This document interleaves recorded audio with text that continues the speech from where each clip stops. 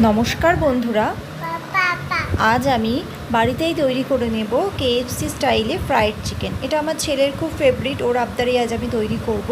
সবসময় তো কেএফসিতে যাওয়া সম্ভবও হয় না, তার জন্য আমি এখানে কিছুটা চিকেন নিয়েছি। চিকেনটা স্কিন সমেত নিয়েছি, এটা স্কিন সমেতই ভালো লাগে।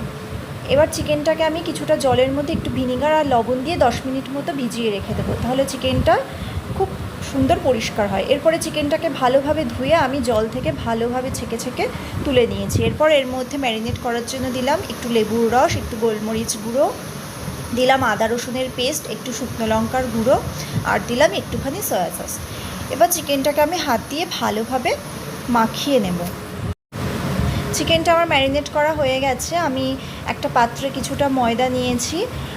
চিকেনে আমি লবণ দিয়েছিলাম না, তাই আমি একটু লবণ অ্যাড করে দিলাম। এরপরে ময়দার মধ্যে একটু গোলমরিচ গুঁড়ো দিলাম, একটু লবণ আর একটু শুকনো লঙ্কার গুঁড়ো দিলাম, আর আদা রসুনের পেস্টটা আমি ভালোভাবে জল ঝরিয়ে তারপরে ময়দার সাথে মিশিয়ে নিলাম। এদিকে আমি একটা ডিম নিয়েছি, ডিমটাকে ভালোভাবে ফেটিয়ে নিলাম আর সামান্য একটুখানি জল দিয়েছি। তো এখানে ডিমের পরিবর্তে আপনারা চাইলে শুধু জলও কিন্তু ইউজ করতে পারেন, প্রসেসটা একই হবে।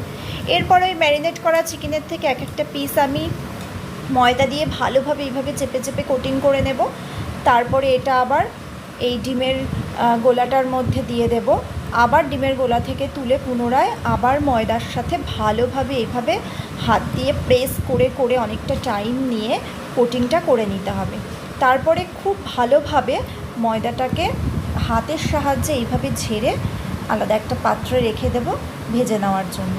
তো এইভাবে আমি প্রত্যেকটা চিকেনের পিসগুলোকে আমি ভাজার জন্য রেডি করে নেব।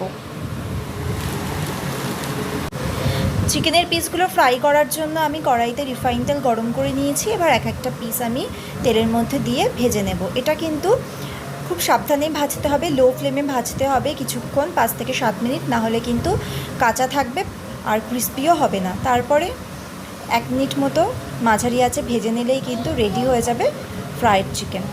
এটা কিন্তু খুব ক্রিস্পিও হয়েছিল। তো এইভাবে বাড়িতে আপনারা অবশ্যই একবার ট্রাই করে দেখবেন, ভালো লাগবে। আর যদি ভালো লেগে থাকে আমার রেসিপি, তাহলে লাইক করে দেবেন, কমেন্ট করে জানাবেন কেমন লাগলো। আর যারা এতক্ষণ আমার সাথে ছিলেন তাদের অসংখ্য ধন্যবাদ। আর এখনও যারা আমার চ্যানেলটাকে সাবস্ক্রাইব করেননি, যারা নতুন দেখলেন, আমার পাশে থাকবেন, আমার চ্যানেলটিকে সাবস্ক্রাইব করার অনুরোধ রইল। সবাই সুস্থ থাকবেন, ভালো থাকবেন, দেখা হবে পরের একটা ভিডিওতে।